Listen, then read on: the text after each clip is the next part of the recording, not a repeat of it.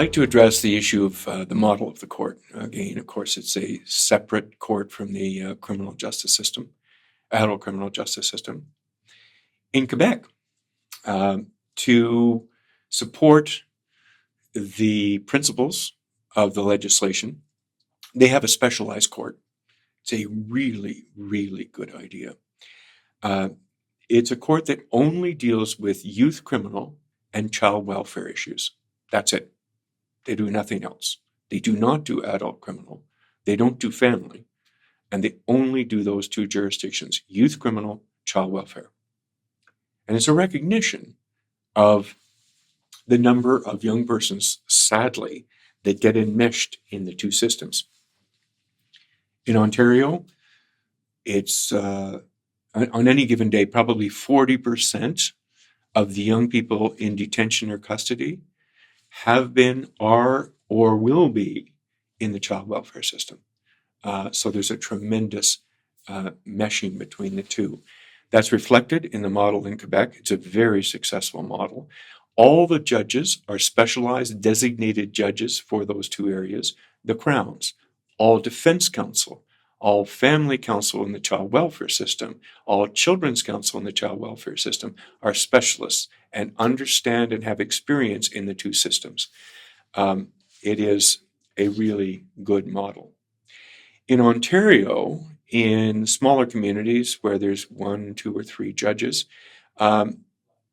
it may be, it's likely that there will be probably a designated youth court, but it's almost certainly in an adult criminal court building. The judges, because of the low number of judges in the community, are often presiding in criminal jurisdiction, both adult and youth, and also child welfare. So they do have some specialty and some experience in the two systems, and that can certainly benefit the adjudication for young persons. But still, there is a sense that it's within an adult court building, and that's not entirely supportive of youth. The court that I had the great privilege of presiding at, 311 Jarvis Street, was a building that we didn't do adult criminal. We very occasionally, if a young person came back on a review of a youth sentence and now had an adult charge, we had, because of our appointment as judges of the Ontario Court of Justice, we had the jurisdiction to deal with adults. So we, on very rare occasions, would deal with that adult charge in the context of review of a youth charge, but that was not very often. That court at 311 Jarvis Street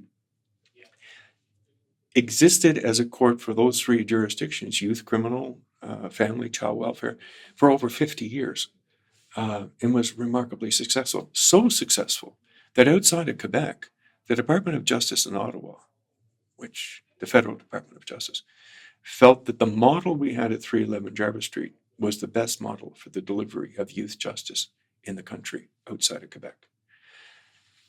Sadly, and of course that involved designated judges who had specialty in those 3 areas and only did youth criminal, dedicated crowns, dedicated and specialized counsel, and service providers.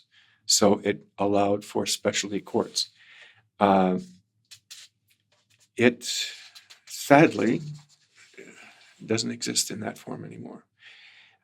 For reasons perhaps of efficiency, it was determined that all the adult Ontario Court of Justice courts in Toronto, and there were 7 of them, were merged into one building in the downtown core.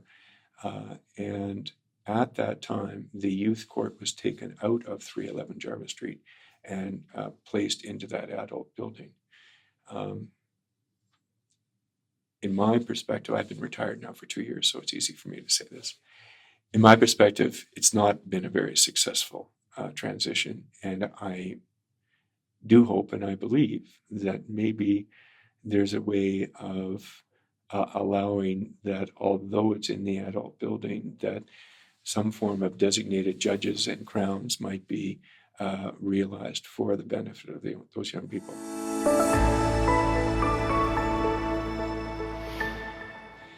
At 311, we had specialized courts. We had an Aboriginal youth court. I had the privilege of sitting in that court for 3 years. It was the first in Ontario, and I believe, if not the first, one of the first in the country. Young persons who identified as Indigenous would be referred from the court to Aboriginal Legal Services, which is an organization in Toronto that supports the Indigenous community in Toronto. If a plan was formulated with, usually with the assistance of an elder, that reflected the culture, the healing process, the principles of justice that exist in the Indigenous community, if a plan was formulated by that community and brought back before the court, and the plan was presented to the court, almost invariably the charges were withdrawn, and the young person was then essentially allowed to follow the plan in the Indigenous community with the support of the Indigenous community, and the criminal justice system was removed. It was remarkably successful. In the 3 years that I was presiding, I don't remember more than 1 or 2 cases where a young person reoffended. It was remarkable and life-changing for some of these young persons who had never really had the benefit of cultural understanding and education allowed for them in the community.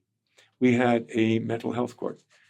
We didn't call it a mental health court. We were concerned that there was a stigma to that. And so it was referred to as the community youth court.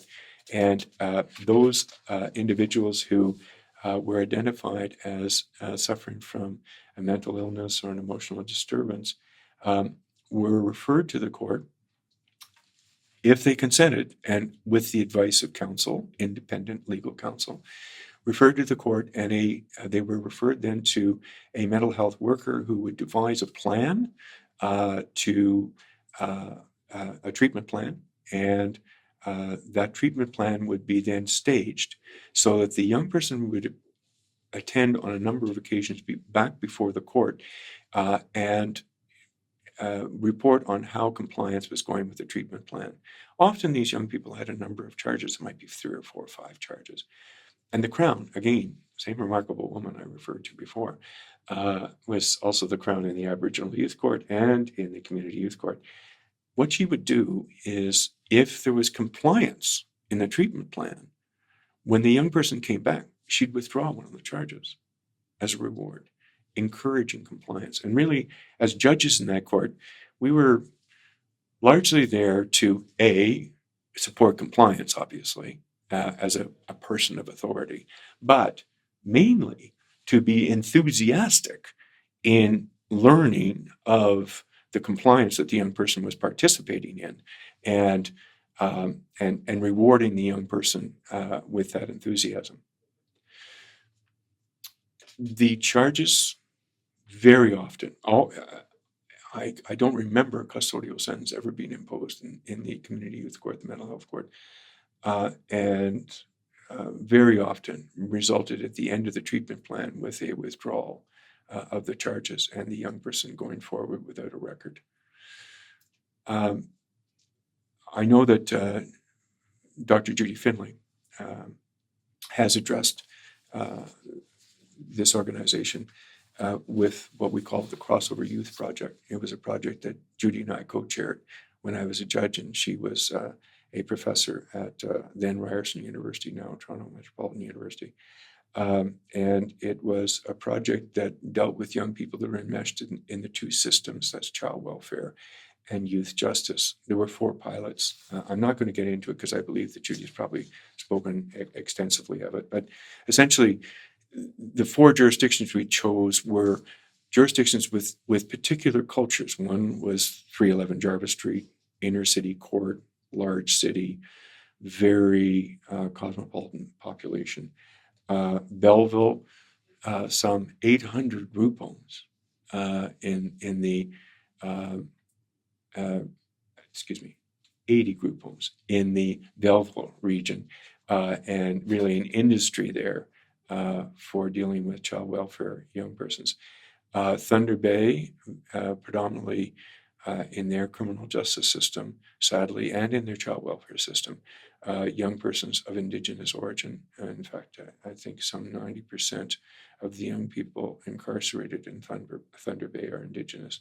And then Brantford. Brantford has a number of mental health facilities in its region, and they also are very close to the Six Nations Reserve, which is a very large Mohawk Indian, Indigenous First Nations reserve. And again, I would just say that through the experience of the Crossover Youth Project, we effected life-changing for some of the young people that engaged with us. It was remarkable. I'm going to give you a case example, and I'll try and do it in a concise manner. It revolved around single judge case management.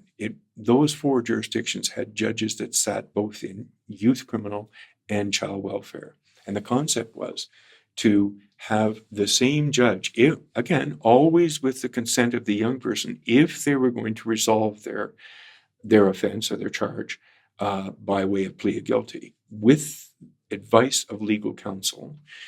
If they consented, when they appeared, for instance, appeared in front of me to plead guilty, and I learned that their family was also in our court building in the child welfare proceedings, I would ask the young person if they would agree, and their family would agree, that I would be also the judge who would case manage their case in the child welfare proceeding.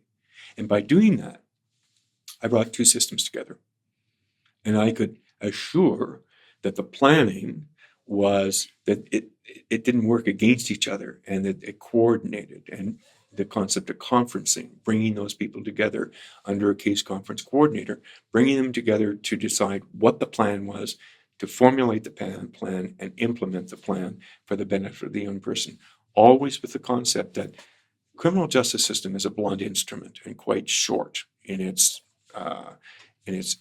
time within a young person's life, whereas the child welfare system, particularly for a young person, maybe 14, 15, may be quite extensive and run for a number of more years. And so the plan was always to try and take the young person out of the criminal justice system and get them back into the child welfare system without being dragged down, if you like, by the criminal justice system. So I'm going to give you an example. I think I have enough time to do this. This is really a remarkable case. It's one that I've reflected on many times. It involved a young woman. She was impregnated at the age of 14. And her family was quite, their culture and her family very religious. And they essentially abandoned her and threw her out of the house. So she became engaged with the child welfare system. She was extremely upset to have been abandoned by her parents. And even a sibling was not very supportive to her. It was terrible trauma for her. And she was wrestling with the issue of being pregnant. She determined that she wished to have the child. And that was, to an extent, supported by the Child Welfare Authority. But vulnerable and sad as she was, she became involved with a very difficult boyfriend. And he encouraged her. It wasn't the father of the child. He encouraged her. That's interesting as well, because the father of the child and the father's mother also abandoned her. She had no support whatsoever. So the new boyfriend encouraged her to engage in what is called sometimes a badger game. So she would lure a victim into an alleyway, and then the boyfriend and another male would beat the person and rob them. And eventually this was discovered.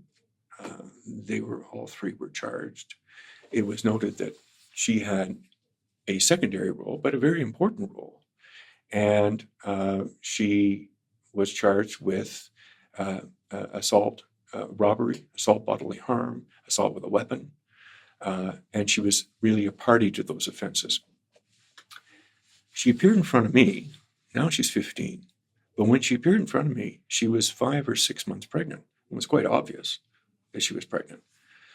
And so first question I have in the back of my mind is, what's the plan here? She's obviously having the child. She's a ward of the state. This is a criminal process, very serious charges. We need to have these systems work together. And I had a very, very direct conversation with her. I remember on that day, and I talked to her. I said, "You're 15 years old. You know, many 15-year-olds would want to have a social life, want to be to a certain extent free to follow their life. And, you know, one of the things you ought to seriously consider is, are you really going to parent this child? Are you going to continue to parent this child when the child's born? Or would you consider perhaps giving the child up for adoption?"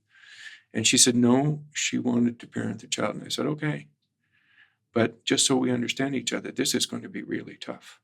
And it's not going to be easy. She said, I know. I said, okay. So we organized to bring her back. She pleaded guilty as a party to those offenses.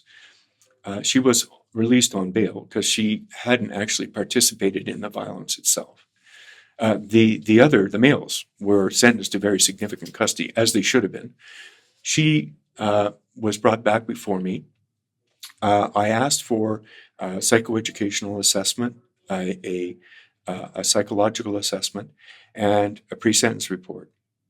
The co-accused boyfriend, again, now sent off for a very lengthy period of time in custody, had abandoned her. I mean, he was not going to provide. So we came back. She said she wanted to parent. I said, fine. So I worked with her in the child welfare system as well. Her case was brought before me. And with the support of the child welfare, we had access established upon birth of the child, because the Children's Aid Society intervened at birth and took the child. But in the course of knowing her commitment,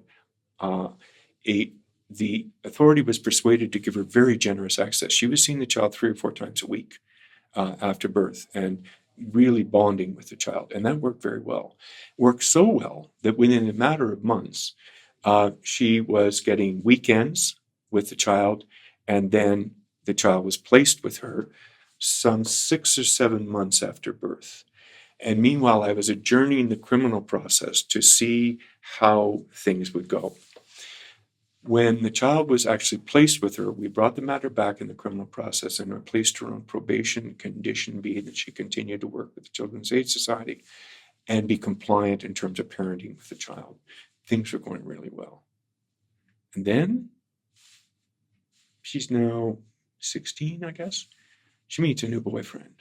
And he decides one night that he's going to take his motorcycle, and she lives on the 4th floor of an apartment building. He's going to ride his motorcycle up the stairwell to the floor of her apartment building and ride up and down outside. He thought that was a good idea. Well, of course, it resulted in her being evicted. She lost her apartment. Losing her apartment, what happens? Child's apprehended again, and she starts back at square one. So at first, the agency said, no, we're not, we just can't trust her. She has this history of being involved in an offense of violence and now further bad choice of boyfriend. But they were encouraged, again, because she was really committed. And she had in other ways shown she was recognized by the agency to be a really good parent. She was a really good parent. So access was established. Again, very, very regular access. Then it went to weekend access. And at that point, the original father and his mother, brought in by the Children's Aid, they are investigating an alternative because they've now decided they're not going to support placement of the child with the mother. They persuade the original father and father's mother, who haven't been involved at all. And the child's now 9, 10 months old. They are brought into the scene, and they say, "Oh yes, we'll plan." And so the society decides they'll support that plan. The child actually is placed with them, but access is continued for the mother, and she's having every weekend access, and is showing she's now enrolled in school. She's about to complete high school. She's doing extremely well. She has part-time employment, and she has an apartment that's totally appropriate for the child, and comes forward on a sentence review in front of me. And I brought the child welfare proceeding the same day. They came before me, and the father at least had some maturity. So he stood up and he said, she's a really good mother. And as much as I love the child, I recognize she's really been the primary caregiver. And I would like to support the fact that the child will be placed with her. And at first, the Children's Aid Society Council said, just frowned and said, "Well, that's not possible." And I said, "Well, maybe we could have a discussion." So we had a conference. And in that conference, we dealt with the strengths of the mother, the fact that she was able to work very successfully with the father, and the society was persuaded to change their plan and to plan that within a period of 3 or 4 months, the child would be transferred back to the mother, which is what happened. And when that happened, I brought her before the court, and I ended the probation.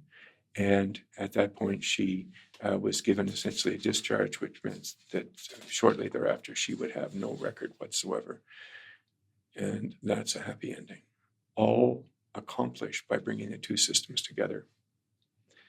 Reflective of the success of and that's a success story, but reflective of the success with regard to addressing detention and custody, custody was reduced by 2009, custody and detention had been reduced by over 50% from 2002. So that's a success. There are challenges that remain. Those challenges remain that, unfortunately,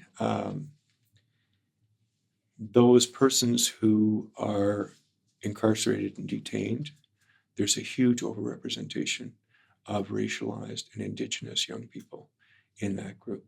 So as much as detention and custody have been reduced by over 50%, it continues